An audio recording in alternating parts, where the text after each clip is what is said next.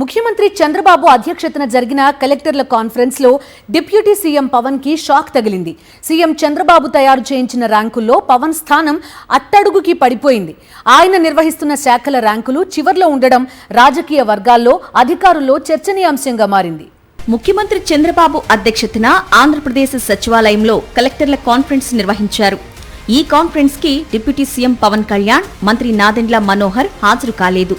ముఖ్యమంత్రి చంద్రబాబు ఈ సదస్సులోనూ ఎప్పట్లానే అప్పులపై తప్పుడు లెక్కల్నే కలెక్టర్లకు వివరించారు.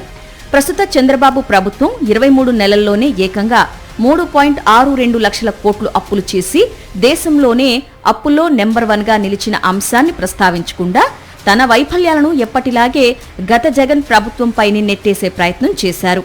వివిధ శాఖలకి పర్ఫార్మెన్స్ ఇండికేషన్స్ ఆధారిత సర్వేను ఈ సమావేశంలో ప్రకటించారు చంద్రబాబు.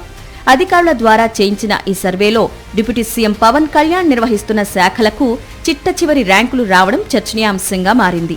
కీ పర్ఫార్మెన్స్ ఇండికేటర్స్ లో 100 పాయింట్లకు ఎన్ని పాయింట్లు వచ్చాయో లెక్క కట్టి దాని ఆధారంగా ర్యాంకులు ఇచ్చారు. రాష్ట్ర ప్రభుత్వంలోని మొత్తం అన్ని శాఖల్లోనూ అటవీ, పర్యావరణం, సైన్స్ అండ్ టెక్నాలజీ డిపార్ట్మెంట్ చిట్ట చివరి స్థానంలో ఉంది. 67 పాయింట్లతో డిప్యూటీ సీఎం పవన్ కళ్యాణ్ నిర్వహిస్తున్న ఈ శాఖ చిట్ట చివరి స్థానంలో ఉన్నట్టు ప్రకటించారు. ఈ ర్యాంకింగ్లో చివరి 5 స్థానాల్లో 2 పవన్ కళ్యాణ్ శాఖలే ఉన్నాయి. మొదటి 5 స్థానాల్లో మాత్రం మంత్రి నారా లోకేష్ నిర్వహిస్తున్న విద్యాశాఖ ఉంది. ఇది చూసి అటు అధికారుల్లోనూ మంత్రుల్లోనూ భిన్నాభిప్రాయాలు వ్యక్తమవుతున్నాయి. చిట్ట చివరి 5 ర్యాంకులను చూస్తే అటవీ పర్యావరణ శాఖ, ఈడబ్ల్యూఎస్ శాఖ, జలవనరుల శాఖ, పంచాయతీరాజ్, రూరల్ డెవలప్మెంట్ శాఖలు ఉన్నాయి. అంటే చివరి ర్యాంకులన్నీ పవన్ కళ్యాణ్ నిర్వహిస్తున్న శాఖలకే ఇచ్చినట్లు స్పష్టమవుతోంది.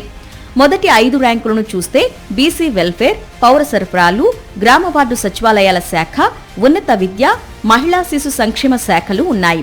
అంటే లోకేష్ ఆధ్వర్యంలోని ఉన్నత విద్యాశాఖకు 4 ర్యాంక్ ఇచ్చారన్నమాట. సీఎం చంద్రబాబు ఆధ్వర్యంలో పనిచేసే అధికారులు తయారు చేసిన ఈ ర్యాంకులకు శాస్త్రీయత, పారదర్శకత ఏమాత్రం ఉన్నాయనే దాని మీద కూటమి పార్టీల నేతల్లోనే భిన్నాభిప్రాయాలున్నాయి. అంతా చంద్రబాబు, లోకేష్ మాయ అనే వ్యాఖ్యలు వినిపిస్తున్నాయి. ఈ అట్టడుగు ర్యాంకుపై డిప్యూటీ సీఎం పవన్ స్పందన ఎలా ఉంటుందో వేచి చూడాలి.